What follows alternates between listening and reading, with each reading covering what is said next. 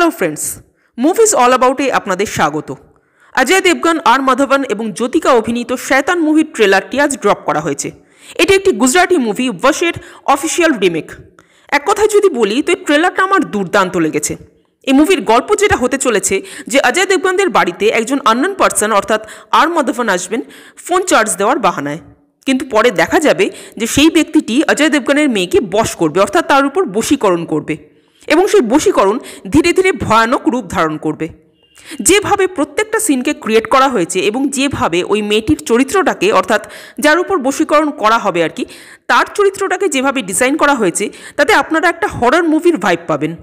সবচেয়ে বড় ব্যাপার হলো এখন শুধুমাত্র ট্রেলারটা এসছে, কিন্তু এই ট্রেলারেই যেভাবে টেনশনটাকে বিল্ড আপ দেওয়া হয়েছে, মানে আমি শুধু ভাবছি যখন মুভিটা বড় পর্দায় দেখব তখন কোন লেভেলের টেনশন মেকারদের কাছ থেকে আমরা পেতে চলেছি। কারণ হরর মুভির ক্ষেত্রে কিন্তু এই টেনশনটাই দর্শকদের 3 ঘন্টা সিটে বসিয়ে রাখে। যদিও এটা ঠিক হরর মুভি বলা যায় না, এটাকে কাইন্ড অফ থ্রিলার কাম হররও বলা যেতে পারে। এই মুভির সবচেয়ে বড় যেটা ইউএসপি হতে চলেছে তা হলো মাধবন ইটসেলফ। কি লাগছে মাধবনকে, বাপরে সাংঘাতিক। মানে মাধবনের চরিত্রটাও কিন্তু এখানে ছোট ছোট 3টে লেয়ারে দেখানো হয়েছে।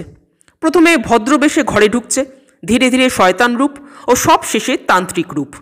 এবং এই 3টে ক্ষেত্রেই কিন্তু মাধবন দুর্দান্ত। যেভাবে ট্রেলারটা একটু ফাস্ট এডিটিংয়ের মাধ্যমে গেছে এবং তার যে ব্যাকগ্রাউন্ড স্কোর তা কিন্তু এই ট্রেলারটার প্রতি এক্সাইটমেন্ট ক্রিয়েট করতে সক্ষম হয়েছে। আমার তো এই ট্রেলারটা দারুণ লেগেছে। আপনারা যারা ট্রেলারটা দেখেছেন তাদের কার কেমন লাগলো কমেন্ট করে জানাবেন। আর আমাদের ভিডিও ভালো লেগে থাকলে প্লিজ লাইক, শেয়ার ও সাবস্ক্রাইব করতে ভুলবেন না। Thank you.